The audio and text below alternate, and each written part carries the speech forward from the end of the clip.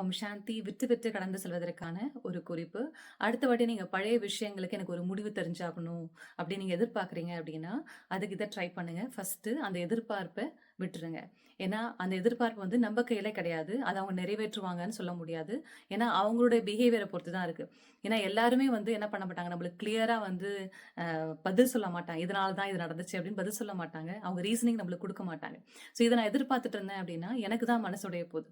இன்னொன்னு, நான் அதுல வந்து ரொம்ப அட்டாச்மெண்ட்ல இருந்தேன்னா, இந்த மாரி எனக்கு இது வேணும், இது கிடைச்சாதான் நான் முன்னேறி செல்வேன், இது கிடைச்சாதான் நான் விடுவேன், எனக்கு வந்து பதில் தெரிஞ்சே ஆகணும் அப்படின்னு நம்ம அட்டாச்மெண்ட் இருந்தோம்னு வச்சுக்கோங்களேன், நம்மளுக்கு தான் துக்கம். அடம் பிடிச்சிட்டு இருந்தேன் அப்படின்னா, எனக்கு தான் அமைதி போகுது, நான் தான் வந்து மனசுடைஞ்சு போறேன், நான் தான் அந்த எதிர்பார்ப்புல முழுக போறேன். ஏன்னா அந்த எதிர்பார்ப்பு நிறைவேற போறது இல்லை, அது என் கையிலேயே கிடையாது.